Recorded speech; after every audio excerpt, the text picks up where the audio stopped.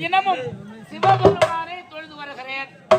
ஆனால் உலகம் நலம் பெற, உலகம் சேமம் அடைய நான் யாகம் செய்கிறேன்.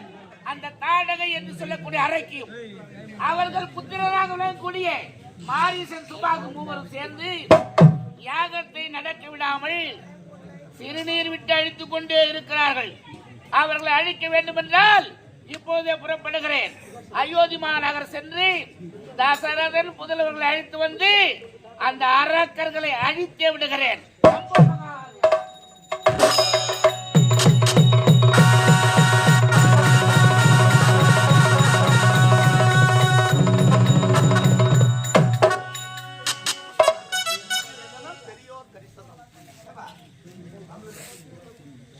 தசரதா நலந்தாரே மாதவ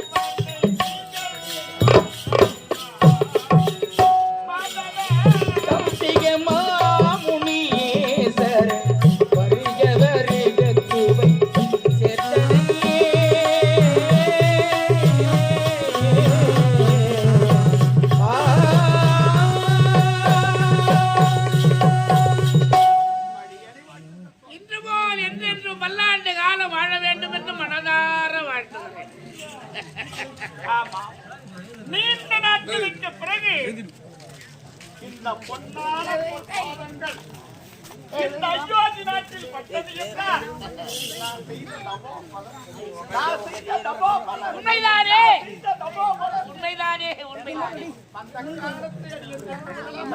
வந்திருக்கிறேன். வந்தவர் அகமகிழ வேண்டும் அல்லவா? அதற்குண்டான ஏற்பாடு சீக்கிரம் வந்து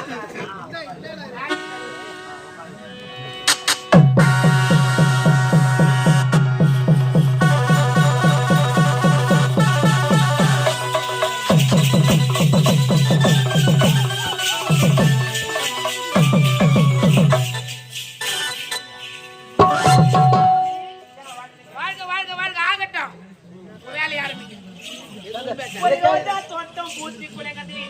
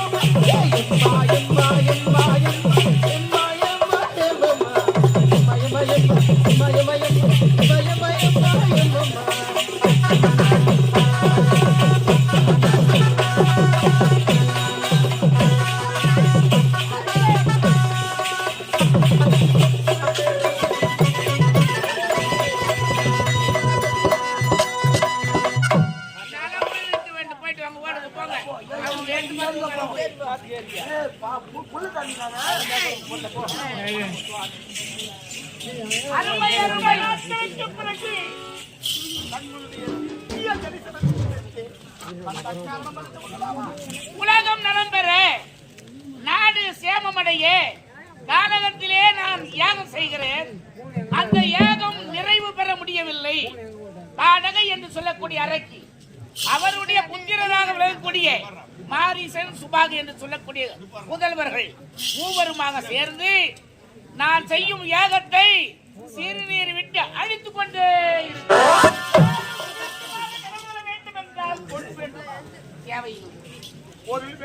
தேவையில்லை. அதுவும் தேவையில்லை. என்னுடைய உதவியாதாகிறது உன்னுடைய உதவி தேவை என்றுதான் வந்திருக்கிறேன். ஆனால் அவர்களை அழிக்க வேண்டும். அந்த அரக்கர்களை அறவே ஒழித்து கட்ட வேண்டும் என்றால் உன்னுடைய புத்திரராக வரக்கூடிய ராமனை என்னுடன் அழைத்து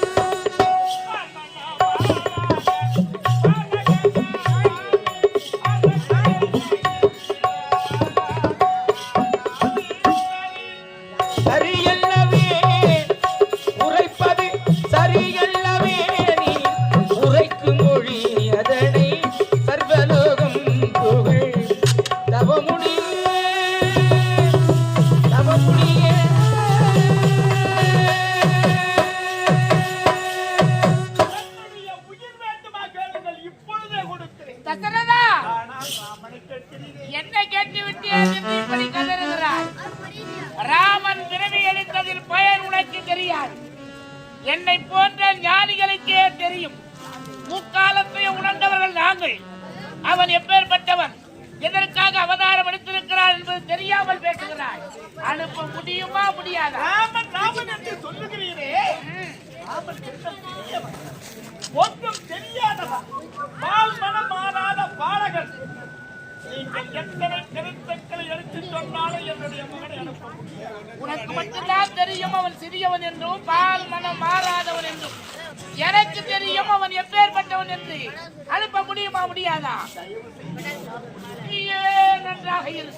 ராமனை வைத்துக் கொண்டு புகழோடு நான் எங்கேடு கெட்டாலும் போகிறேன். நான் அழிந்தே போகிறேன். நீ நலமுடன் இரு. புறப்படுகிறேன்.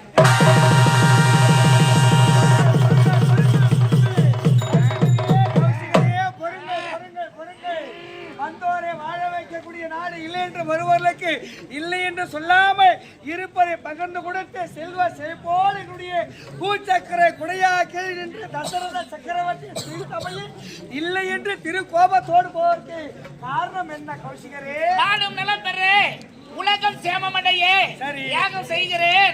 நாடகி என்று சொல்லக்கூடிய அரக்கியும் அவர்கள் புத்திரர்களும் வந்து யாகம் நிறைவு பெறாமல் அழித்துக் கொண்டே இருக்கிறார்கள் என்பதற்காக அவர்களை அழிக்க வேண்டும் என்று ராமனை யாசிக்க வந்தேன். நல்லது. அனுப்ப மறுத்தார் தசரதன். அவரே நல்ல முறை வாழட்டும் என்று நான் புறப்படுகிறேன். பாருங்கள், விஸ்வம் என்றால் உலகம், மித்திரம் என்றால் நன்மை. தனக்கென்ற சுயநலத்தில் பாடுபட்டாமல் உலக நன்மைக்காகவே பிறந்த ஒரு அற்புதமான ஜீவன் விஸ்வாமித்திரன் அவர்கள். நீங்கள் சினம் கொள்ளலாமா? உனக்கு தெரிகிறது. தெரியவில்லையே. புத்திர பாசத்தினால் தசரதனானவன் சற்று கொஞ்சம் தயங்குகிறாள். உங்களுக்கு தேவை தாடக இப்ப ராமன் வேண்டும்.